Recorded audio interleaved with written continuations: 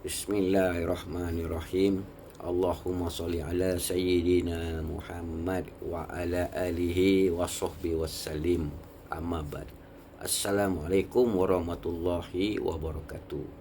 Ibu ayah, abang kakak, tuan-tuan perempuan, sahabat-sahabat yang berada di mana sahaja pun di dunia media sosial ini, semoga dalam kehidupan yang dilimpahkan rahmat Allah Subhanahu Wa Taala, kasih sayang daripada Allah Subhanahu Wa Taala seluas-luasnya. Antara cara kaedah untuk kita selamatkan iman kita di akhir zaman, antara cara kaedahnya sahabat-sahabat, adalah orang Islam hari ini kena banyak berselawat ke atas baginda Sayyidina Nabi Muhammad sallallahu alaihi wasallam. Akhir zaman ni semua orang tahu. Hidup kita ni hidup dalam fitnah akhir zaman. Datangnya daripada musuh Islam lah. Anak-anak kita, tuan-tuan dan perempuan, ibu ayah, abang kakak, kena kita ajarkan mereka supaya berselawat ke atas baginda Rasulullah SAW. Sebelum Allah zahirkan Dajjal itu dalam bentuk dia yang asli, sebelum Dajjal itu dizahirkan ke alam realiti kita, dia telah perintahkan pasukan-pasukan dia, tentera-tentera dia terlebih dahulu untuk jalankan perancangan yang dia telah rancang.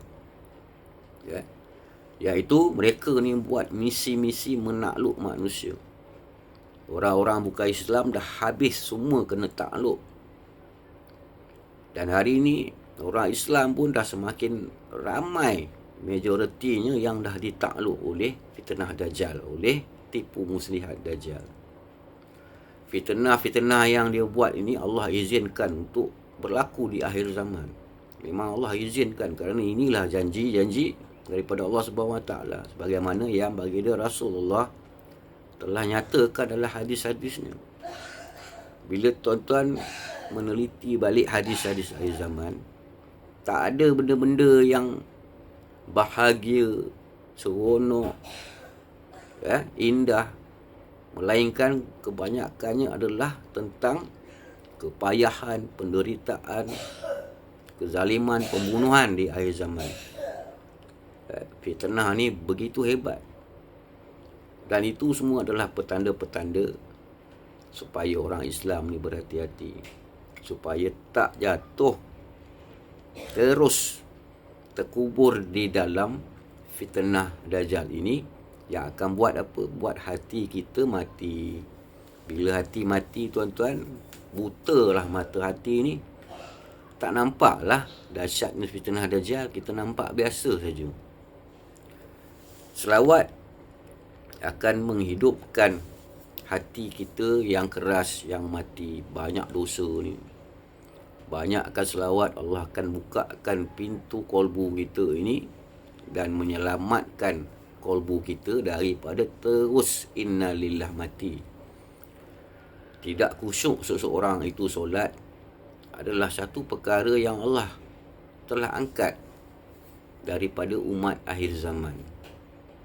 Terangkatnya, hilangnya khusyuk dalam solat ini kerana hati kita mati. Solat nak ingat duit, solat nak ingat hutang, solat nak ingat kereta, nak ingat motor, nak ingat rumah, nak ingat kerja, nak ingat bola, nak ingat makan. Jadi tentang kita perintahkan anak-anak kita supaya berselawat sebanyak-banyaknya. Hari ini tuan-tuan, hamba tengok sendiri, anak-anak orang Islam lah, budak-budak sekolah rendah ni, bila belum cuti penggal sekolah, mereka ni nampak okey tuan-tuan, nampak okey. Ada yang pergi musolah, ada yang belajar mengaji kan. Hari pertama je cuti penggal sekolah, akhir tahun bermula, rambut mereka pun bertukar warna tuan-tuan. Budak-budak sekolah rendah. Rambut bertukar jadi warna macam silver tak silver lah. Terlalu mak bapak tu biarkan anak-anak dia hanyut dalam permainan dunia akhir zaman. Mak bapak dia tak kisah tengok anak-anak dia yang budak-budak sekolah rendah ni rambut berkala-kala. Anak siapa? Anak orang Islam. Kalau cakap Melayu orang marah, nanti orang kata resis 3R. Tapi inilah kenyataan dia. Mak bapak lebih suka anak-anak tu nampak style, rambut berkala-kala. Elok-elok anak dia duduk pergi musolah. Bila dah mula colour rambut, tuan-tuan, nak pergi musolah malulah. Tak pergilah. Sepanjang cuti sekolah tak pergi. Belajar Quran pun tidak dah. Mengaji pun tidak dah. Inilah yang berlaku hari ini. Dalam keadaan hidup kita hari ini yang memang sangat mencabar dengan fitnah Dajjal ini. Hanya dengan kita perbanyakkan berselawat ke atas Nabi SAW, ia akan membuat satu tembok benteng kepada diri kita, terutama benteng kepada hati kita ini, supaya tidak terus mati. Bila tak mati, iman kita akan kuat.